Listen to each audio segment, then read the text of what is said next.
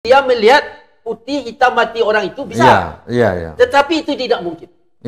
Oleh sebab itu, gunakan prinsip hidupnya sendiri.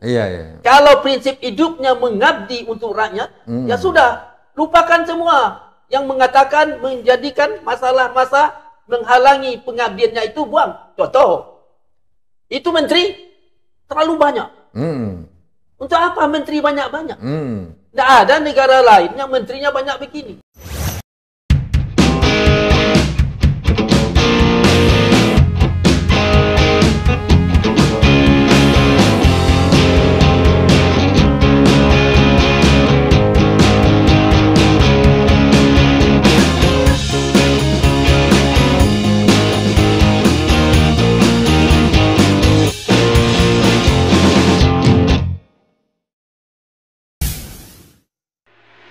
Assalamualaikum warahmatullahi wabarakatuh. Jumpa lagi di channel YouTube TV Masumi. Saya Al Mizan, sering dipanggil Kang Mizan. Pemirsa, kita mendekati akhir tahun, tinggal menunggu detik-detiknya. Dan untuk itu kita akan bermanfaat membicarakan, mendiskusikan perspektif Kabinet Prabowo Gibran ini. Kita tahu ini Pak Prabowo ini di samping suaranya yang demikian mengebu-ngebu bersemangat ya, polemik yang ada di masyarakat demikian meluasnya. Masalah pemberantasan korupsi, masalah kembali ke Undang-Undang Dasar 45, masalah pilkada, kembali ke DPRD, kemudian ada program food estate di Merauke dan lain-lain lagi.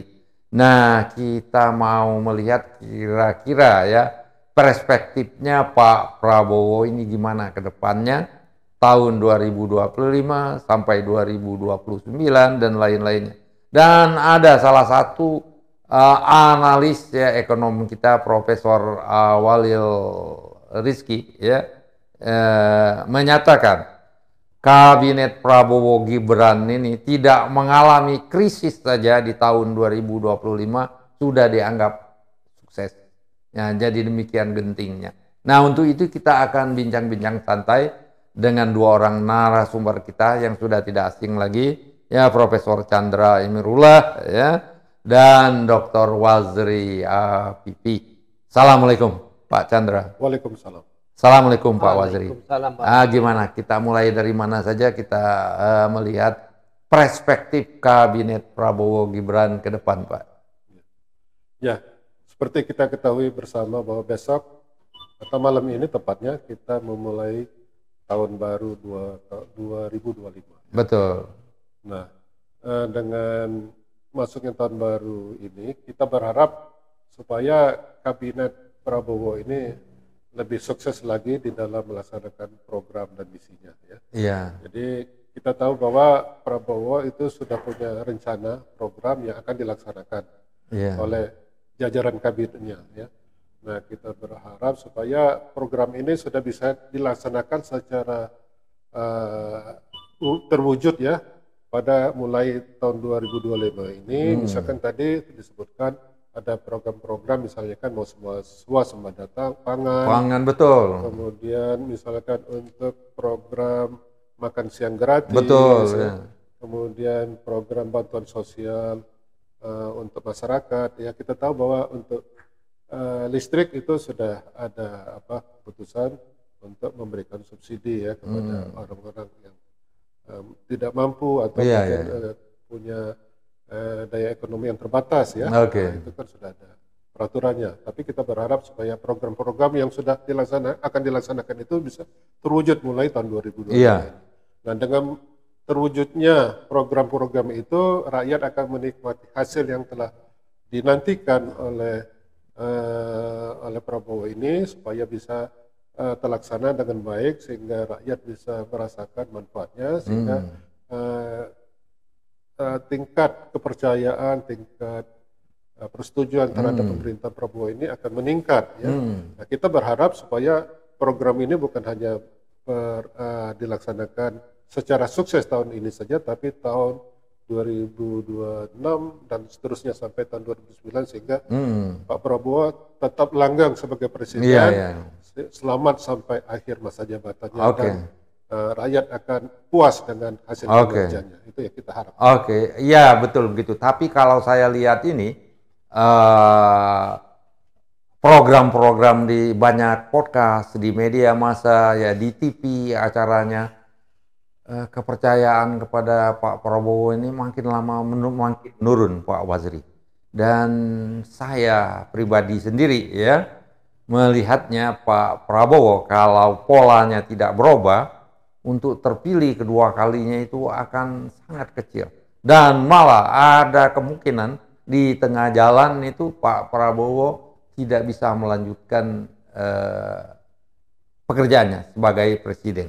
Kalau saya ya, dengan melihat analis-analis pembicara-pembicara di berbagai podcast ya dan di media massa. Gimana nih Pak ini, Waziri? Ini begini Pak, berdasarkan pidato-pidato Pak Prabowo, terutama yang kemarin tadi malam itu. Yang semalam apa itu? Yang mengatakan bahwa hukuman untuk koruptor 300 triliun terlalu kecil. Misalnya 5,5 tahun atau berapa? Dan dia mengatakan, dia marah karena sedikit sekali. Sama dengan jumlah hukuman yang maling ayam. Dan dia mengusulkan 50 tahun. Pak Prabowo mengomentari keputusan hakim yang mengadili kasus timah itu Pak ya? Yang hanya berapa? 6 tahun? 5,5. Nah, dan menurut Pak Prabowo seharusnya 40 tahun. Seharusnya 50 tahun. Berdasarkan itu pola pikirnya Pak. Itu pernyataan Pak Prabowo?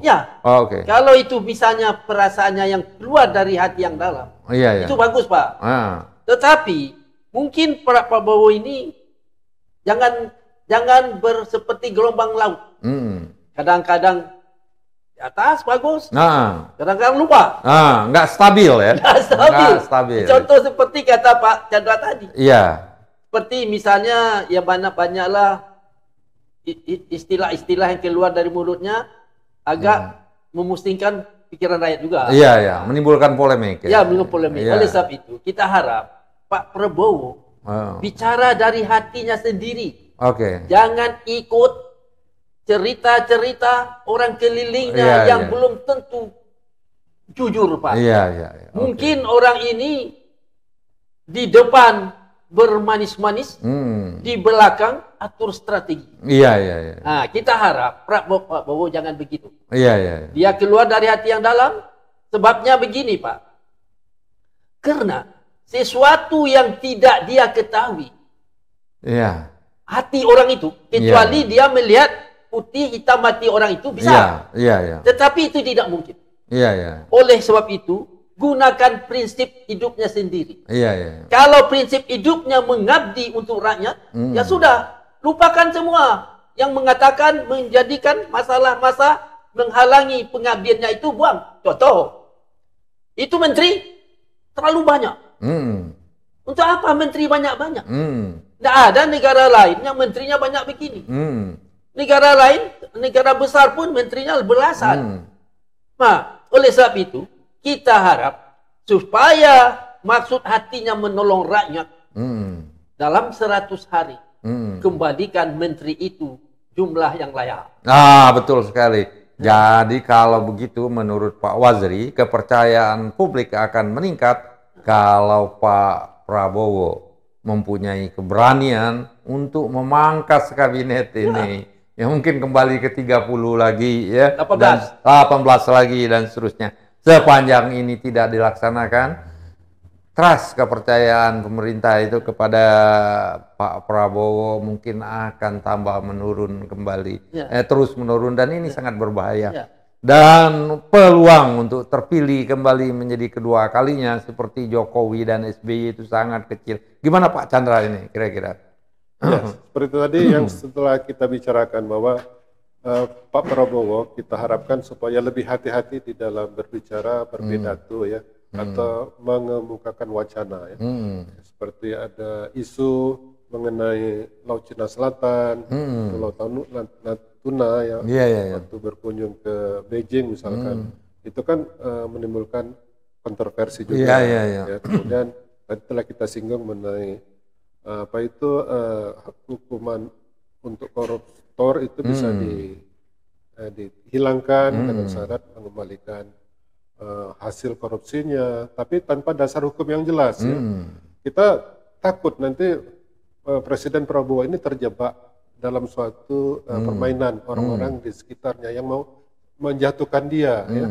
Karena kalau misalkan Presiden melakukan sesuatu yang melanggar hukum, dia bisa di-impeach nantinya kan, bisa dimakzulkan. Ya. Nah, jadi jangan sampai terjebak dengan mungkin kata-kata manis orang-orang yang ada di sekitarnya.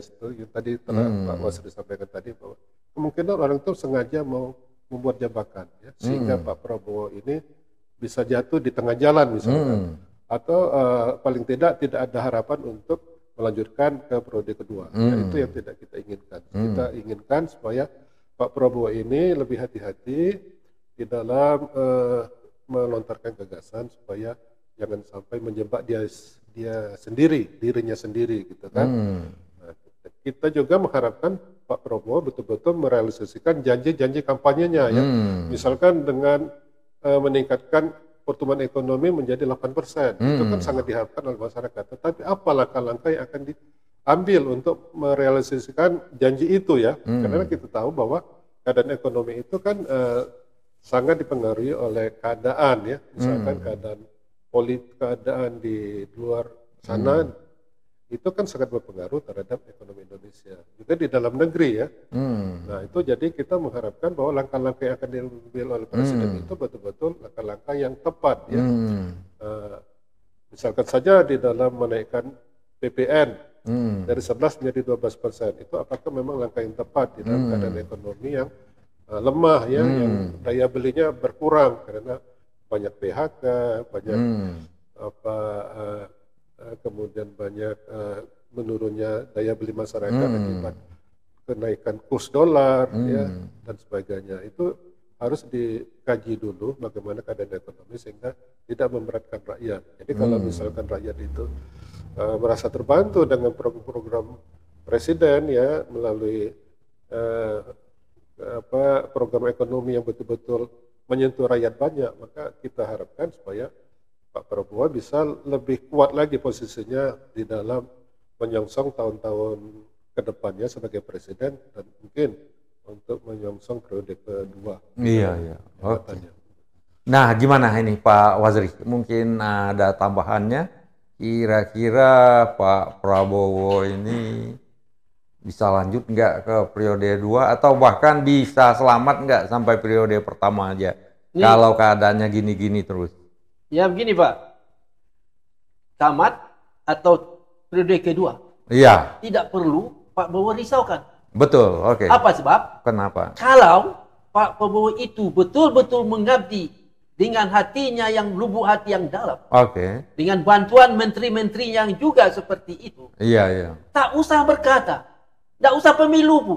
Rakyat akan memilih dengan suaranya 1000% memilihnya. Apa yang seperti yang terjadi dengan Nelson Mandela. Nelson Mandela Pak, kalau dia mau ke periode kedua, kata orang, rakyat Afrika Selatan 1000% memilihnya. Nah, bayangkan itu Pak. Apa sebab? Karena Nelson Mandela berjuang untuk rakyat. Dan satu lagi Pak, supaya keadaan ini, pengalaman-pengalaman lama, menteri-menteri yang sekarang banyak itu, setelah lulus tesnya, betul-betul lulus tes, yang juga mempunyai nilai pengabdian yang tinggi, lulus tes, kalau tidak lulus, ya sudah, tukar aja dengan para aktivis. Biasanya Pak, aktivis ini, dia menomorsatukan pengabdian, bukan uang. Itu namanya aktivis. Karena hidupnya untuk mengabdi kepada rakyat. Jadi oleh sebab itu, nanti setelah 100 hari selesai, kita harap Pak Prabowo memilih menterinya bukan karena seperti sekarang, berbasa-basi karena usulan ketua partai politik atau usulan Mulyono, Kalau ada nama Mulyono Pak ya, jangan sebut-sebut. Kalau ada pertemuan dalam angkat menteri, pilihlah menteri-menteri yang betul-betul mempunyai niat-niat yang betul-betul mengabdi pada rakyat. Kita kan tak bisa lihat. Banyak profesor, doktor, sarjana-sarjana, aktivis-aktivis mempunyai nilai-nilai pengabdian yang tinggi. Seperti dulu Pak, waktu Indonesia ini merdeka, Haji Agus Salim, dia rumahnya ngontrak Pak. Bayangkan itu menteri. Menteri yang mengalahkan dunia dengan pola-pola pikir yang hebat. Itu pun rumahnya ngontrak. Bayangkan pengabdiannya Pak. Hatta yang telah berjuang untuk memperjuangkan rakyat bangsanya, membeli sepatu merek Beli aja tidak bisa.